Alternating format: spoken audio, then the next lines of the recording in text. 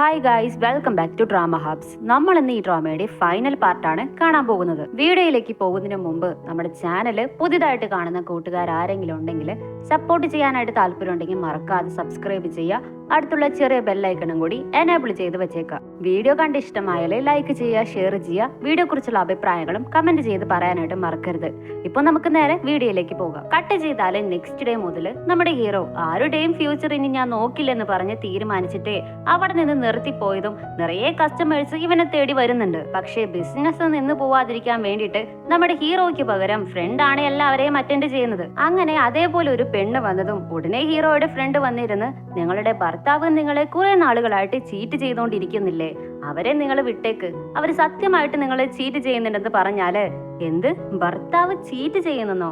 40 വയസ്സായി ഇതുവരെ കല്യാണമായിട്ടില്ല, അതെന്താണെന്ന് നോക്കാൻ വന്നാല് നിങ്ങൾ എന്തൊക്കെയോ പറയുന്നു. എന്താടോ പറ്റിച്ച് പണം തട്ടാനുള്ള പരിപാടിയാണല്ലേ, ഫ്രോഡുകൾ എന്ന് പറഞ്ഞിട്ട് ദേഷ്യപ്പെട്ടിട്ട് അവൾ അവിടെ നിന്ന് ഇറങ്ങി പോകുവാണ്.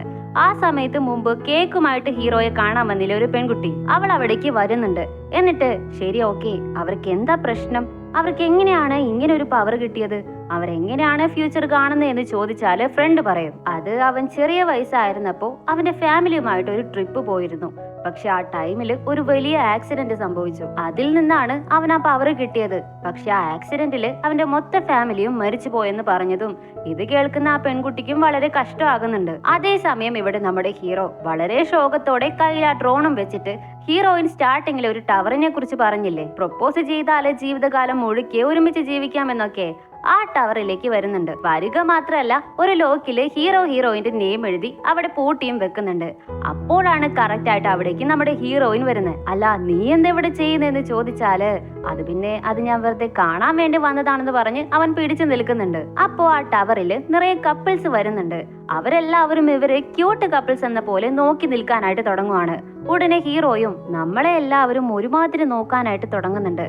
എന്നാൽ നമുക്കും ഒരു ലവേഴ്സിനെ പോലെ ആക്ട് ചെയ്താൽ എന്താ എന്ന് പറഞ്ഞാല് ഹീറോയിനും തുടക്കത്തിലെ വേണ്ട എന്ന് പറയുന്നുണ്ടെങ്കിലും ഒടുക്കം ശരി ഓക്കെ എന്ന് പറഞ്ഞ് സമ്മതിച്ചിട്ട് ഇവര് കപ്പിൾസിനെ പോലെ ആക്ട് ചെയ്യാനായിട്ട് തുടങ്ങുവാണ്. സ്റ്റാർട്ടിങ്ങിൽ ഇവർ എത്രയൊക്കെ ആക്ട് ചെയ്യുന്ന പോലെ ആയിരുന്നാലും പോകെ പോകെ ഒരു റിയൽ കപ്പിൾസിനെ പോലെയാണ് ഇവർ പെരുമാറുന്നത്. അതുപോലെ തന്നെ അവരുടെ ആ മൊമെന്റ്സും അവർ ഹാപ്പി ആയിട്ട് എൻജോയ് ചെയ്യുന്നുണ്ട്.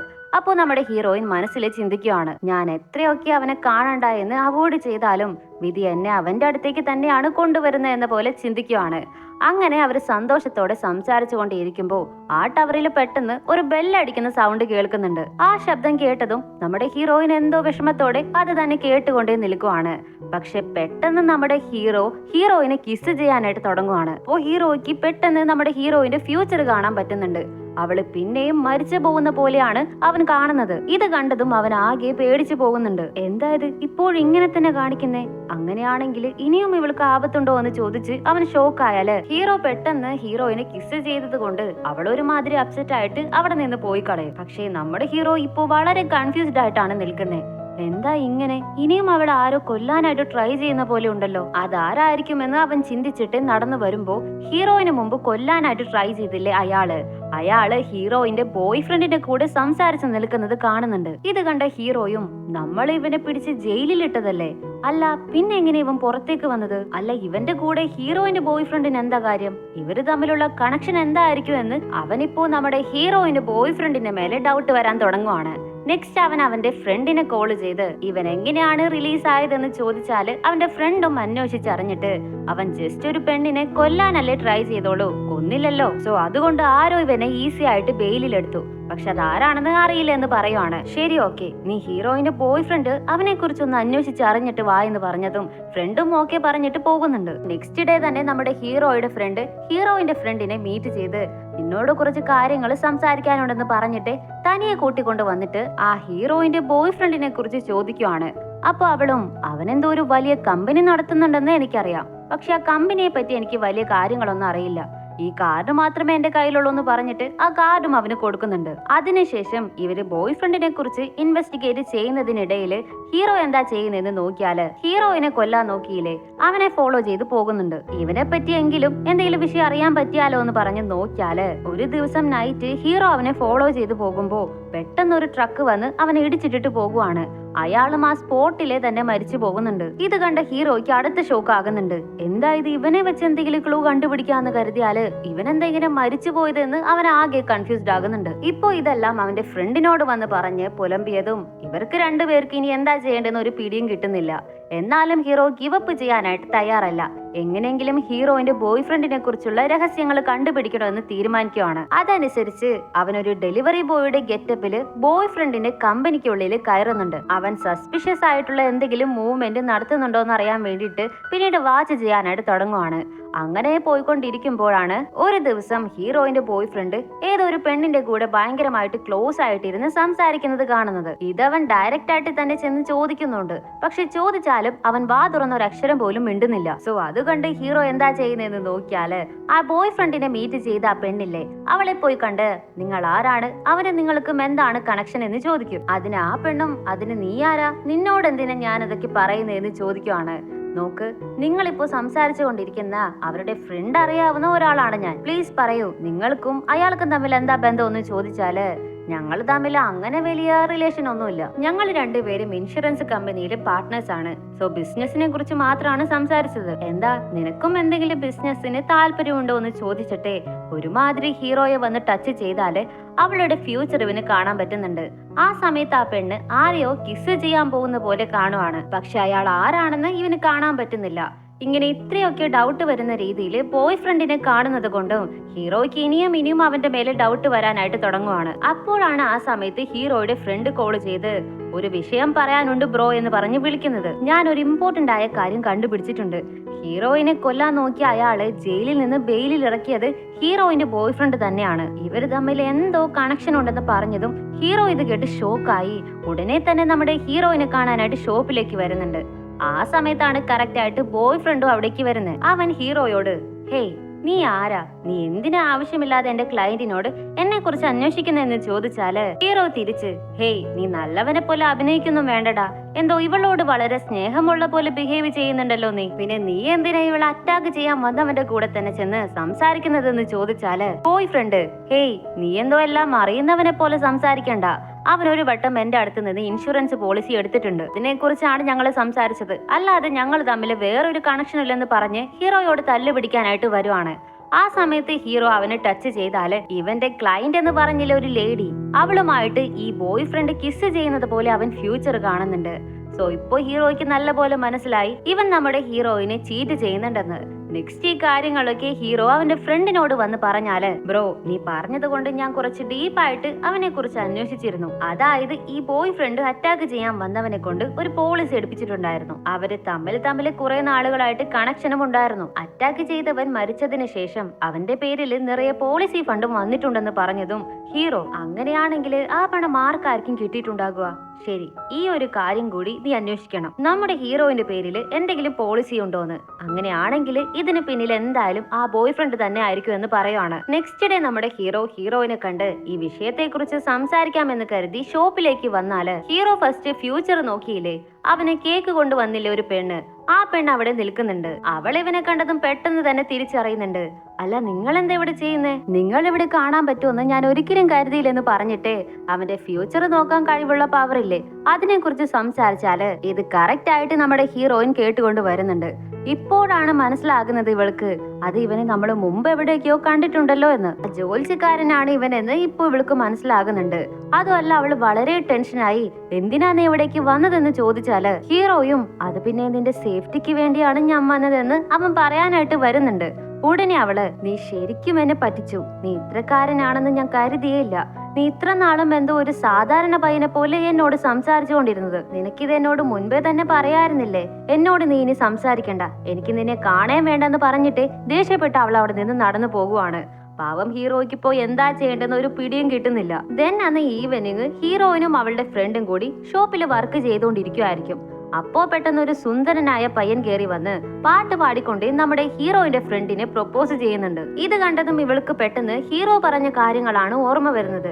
അങ്ങനെയാണെങ്കിൽ ഹീറോ ഫ്രോഡല്ല, അവൻ പറഞ്ഞതൊക്കെ സത്യമാണെന്ന് പറഞ്ഞിട്ട് അവൾ ഉടനെ തന്നെ നമ്മുടെ ഹീറോയെ മീറ്റ് ചെയ്യാനായിട്ട് വരുന്നുണ്ട്. നീ കള്ളമല്ല ചെയ്തത് പറഞ്ഞതെന്ന് എനിക്ക് മനസ്സിലായെന്ന് പറയുമ്പോ ഹീറോയും അതെ ശരിയാണ്, ഞാൻ പറഞ്ഞതൊക്കെ സത്യമാണ്, അതൊക്കെ അവിടെ നിൽക്കട്ടെ, പക്ഷെ ഞാനൊരു കാര്യം ചോദിച്ചാല് നീ പറയാമോ? ഹീറോയിൻ എന്തെങ്കിലും ഇൻഷുറൻസ് എടുത്തിട്ടുണ്ടോ എന്ന് ചോദിച്ചാല് അതെ എടുത്തിട്ടുണ്ടല്ലോ, കുറെ വർഷങ്ങൾക്ക് മുമ്പ് അവൾ എടുത്തിട്ടുണ്ട്, അതും അവളുടെ ബോയ് ഫ്രണ്ട് ആണ് അത് എടുപ്പിച്ചതെന്ന് പറഞ്ഞാല് ഹീറോയ്ക്ക് ഇപ്പോ നല്ല പോലെ ക്ലിയർ ആയി. ഇൻഷുറൻസ് പണം തട്ടാൻ വേണ്ടിയാണ് അവൻ എന്തോ കാര്യമായിട്ട് പ്ലാൻ ചെയ്തുകൊണ്ടിരിക്കുന്നതെന്ന്. ഉടനെ ഹീറോയും ശരി ഹീറോയിനെ കണ്ട് സംസാരിക്കണം എത്രയും പെട്ടെന്ന് പറഞ്ഞിട്ടേ അവളെ തേടി വന്നാല് അവള് ബോയ് ഫ്രണ്ടിന്റെ കൂടെ എവിടെയോ പോയിരിക്കുവാണെന്ന് അറിയുന്നുണ്ട്. ഈ സമയത്താണ് ബോയ് ഫ്രണ്ട് ഹീറോയിനെയും കൂട്ടി എന്തോ ഒരു ഡേറ്റ് എന്ന പേരില് ഒരു റെസ്റ്റോറന്റിലേക്ക് കൂട്ടിക്കൊണ്ടുവന്ന് അവളെ ഡ്രിങ്ക് ചെയ്യിപ്പിക്കാനായിട്ട് നോക്കുവാണ്. അവള് വേണ്ട വേണ്ട എന്ന് പറഞ്ഞാലും സ്നേഹം കാണിച്ച് അവളെ ഓവറായിട്ട് കുടിപ്പിക്കാനായിട്ട് തുടങ്ങും. അപ്പോഴാണ് നമുക്കൊരു ഫ്ലാഷ് ബാക്ക് കാണിക്കുന്നത്. അതെന്താണെന്ന് നോക്കിയാല് ഇവൻ ആ ഒരു പാർട്ട്ണർ പെണ്ണിന്റെ കൂടെ ചേർന്ന് ഹീറോയിനെ ചീറ്റ് ചെയ്യുന്നില്ലേ, ആക്ച്വലി അവളാണ് ഹീറോയിനെ കൊല്ലാനായിട്ട് പ്ലാൻ ഇട്ടിരിക്കുന്നത്. ഹീറോയിന്റെ പേരിലുള്ള ഇൻഷുറൻസ് മൊത്തമായിട്ട് ഇവർക്ക് തട്ടിയെടുക്കണം, അതിനുവേണ്ടി ഹീറോയിനെ കൊല്ലണം. സോ നീ അവളെ സ്നേഹം കാണിച്ച് കൂട്ടിക്കൊണ്ടുപോയി അവളെ നല്ല പോലെ കുടിപ്പിച്ചിട്ട് ഏതെങ്കിലും സ്റ്റെപ്പിന്റെ മുകളിൽ നിന്ന് തള്ളി താഴെയിട്ടേക്ക്. അങ്ങനെ അവള് മരിച്ചാലും അതൊരു ആക്സിഡന്റ് ആയിട്ടേ തോന്നുമെന്ന് ഇവളാണ് മൊത്ത പ്ലാൻ ഇട്ടിരിക്കുന്നത്. സോ അതനുസരിച്ചാണ് ഇവനും ഇപ്പൊ ഇവള് ഓവറായിട്ട് കുടിപ്പിച്ചുകൊണ്ടിരിക്കുന്നത്. ഇതേ സമയം ഹീറോയും ഫ്രണ്ട്സും ഹീറോയിനെ തേടി ഇറങ്ങിയിരിക്കുവാണ്. ആ സമയത്ത് ഹീറോയ്ക്ക് പെട്ടെന്ന് ഓർമ്മ വരുന്നുണ്ട്, ഇനി ഹീറോയിൻ ആ ബോയ് ഫ്രണ്ടിനെ കൂട്ടി ആ ടവർ ഉള്ള പ്ലേസിലേക്കാണ് പോയിരിക്കുന്നെങ്കിലോ എന്ന്. സോ ഉടനെ തന്നെ ഹീറോ ആ ടവർ ഉള്ള പ്ലേസിലേക്കും പോകാനായിട്ട് തുടങ്ങുവാണ്. ഇതേ സമയത്താണ് ബോയ് ഫ്രണ്ട് ഹീറോയിനെ കുടിപ്പിച്ച് ബോധം പാതിയാക്കി ആ ടവറിലേക്ക് കൂട്ടിക്കൊണ്ടു വരുന്നത്. എന്നിട്ട് അവൻ ഒരു റിംഗ് എടുത്ത് കാട്ടി എന്റെ ഗേൾ ഫ്രണ്ട് ആയിരിക്കാമോ എന്ന് പറഞ്ഞ് പ്രൊപ്പോസും ചെയ്യുന്നുണ്ട്. പക്ഷെ നമ്മുടെ ഹീറോയിൻ ആ സമയത്ത് നമ്മുടെ ഹീറോയുടെ ഓർമ്മയാണ് വരുന്നത്. അവളുടെ ഉള്ളില് ശരിക്കും ഹീറോയോടുള്ള ലവ് ആണ് അവൾക്ക് ഫീൽ ചെയ്യുന്നത്. അതുകൊണ്ട് അവളെ കൊണ്ട് അവന്റെ ആ റിംഗും അക്സെപ്റ്റ് ചെയ്യാനായിട്ട് പറ്റുന്നില്ല. ഇപ്പൊ എന്റെ മനസ്സ് ശരിയല്ല, സോ എനിക്ക് ഇനിയും കുറച്ച് ടൈം വേണമെന്ന് പറഞ്ഞാല് ഉടനെ അവൻ നിനക്ക് ഞാൻ ഇനിയും എത്ര ടൈം തരും, ഇനിയും എന്നെ കൊണ്ട് വെയിറ്റ് ചെയ്യാൻ പറ്റില്ലെന്ന് പറയും. ഇവൾക്കാണേലും ഒന്നും മനസ്സിലാകുന്നില്ല. നീ എന്താ ഇങ്ങനെയൊക്കെ സംസാരിക്കുന്നതെന്ന് ചോദിച്ചാല് ഇവനാട്ടെ ഒരു വില്ലനെ പോലെ ചിരിച്ചിട്ട് നീ എന്താ ഇത്ര മണ്ടിയായി പോയത്, ഇത്ര നാള് ഞാൻ നിന്നെ ജസ്റ്റ് യൂസ് ചെയ്തുകൊണ്ടാണ് ഇരുന്നത്, നിന്നോട് ഞാൻ അഭിനയിക്കുമായിരുന്നു, എല്ലാം ആ ഇൻഷുറൻസ് പണത്തിന് വേണ്ടിയാണെന്ന് പറഞ്ഞതും ഹീറോയിനെ കൊണ്ട് ഇത് വിശ്വസിക്കാനേ പറ്റുന്നില്ല. അവള് ഷോക്കായി പോയി നിൽക്കുവാണ്. അപ്പൊ അവനും ഓക്കെ, നിനക്കിപ്പോ എന്നെ കുറിച്ചുള്ള എല്ലാ സത്യങ്ങളും അറിയാം, ഇനിയും നീ ജീവനോട് ഇരുന്നാല് അതെനിക്ക് തലവേദനയാണ്, അതുകൊണ്ട് നീ ചത്തുപോയെന്ന് പറഞ്ഞിട്ടേ അരമയക്കത്തിലുള്ള അവളെ മേലെ നിന്ന് താഴെ തള്ളിയിടാനായിട്ട് നോക്കിയാല് കറക്റ്റ് ആയിട്ട് അവിടേക്ക് നമ്മുടെ ഹീറോ വന്ന് ഇടയ്ക്ക് കയറി തടുത്തു നിർത്തുന്നുണ്ട്. എന്നിട്ട് ഹീറോയിനെ നോക്കി നീ ഓക്കെ അല്ലേ എന്ന് ചോദിച്ചാല് താഴെ വീണ ആ ബോയ് ഫ്രണ്ട് എഴുന്നേറ്റ് വന്ന് ഇവര് രണ്ടുപേരെയും ചവിട്ടുവാണ്. പക്ഷെ പെട്ടെന്ന് എന്താ സംഭവിക്കുന്നതെന്ന് നോക്കിയാല് ഹീറോയിൻ ഹീൽസ് ഇട്ടിരിക്കുന്നത് കൊണ്ട് അവൻ വീഴാൻ പോകുമ്പോ ഇവളുടെ കാല് സ്ലിപ്പായി അവളും കൂടി താഴേക്ക് വീഴുവാണ്. പക്ഷെ സ്റ്റെപ്പിലേക്ക് പാതി വെച്ച് ഹീറോയിൻ എങ്ങനെയോ ബാലൻസ് ചെയ്ത് പിടിച്ചു കിടക്കുന്നുണ്ട്. പക്ഷെ നമ്മുടെ ഹീറോയ്ക്ക് ഗ്രിപ്പൊന്നും കിട്ടാതെ അവൻ മൊത്ത സ്റ്റെപ്പും ഉരുണ്ടുരുണ്ട് താഴേക്ക് തലയടിച്ച് വന്ന് വീഴുവാണ്. ഭയങ്കരമായിട്ട് പരുക്കും പറ്റുന്നുണ്ട്. ഇത് കണ്ട ബോയ് ഫ്രണ്ട് അവിടെ നിന്ന് ഓടി രക്ഷപ്പെടും. ഹീറോയിൻ ഓടി വന്ന് നോക്കുമ്പോ അവന്റെ തലയിൽ നിന്ന് നിറയെ രക്തം പോയിക്കൊണ്ടിരിക്കുവാണ്. ഇവൾ ഓടി വന്ന് അവനെ എടുത്തിട്ട് നീ എന്തിനാ എന്നെ രക്ഷിക്കാൻ വേണ്ടി ഇങ്ങനെയൊക്കെ ചെയ്തത്, ഇത് ഞാൻ കാരണമാണല്ലോ എന്ന് പറഞ്ഞ് അവള് പൊട്ടിക്കരയാനായിട്ട് തുടങ്ങുവാണ്.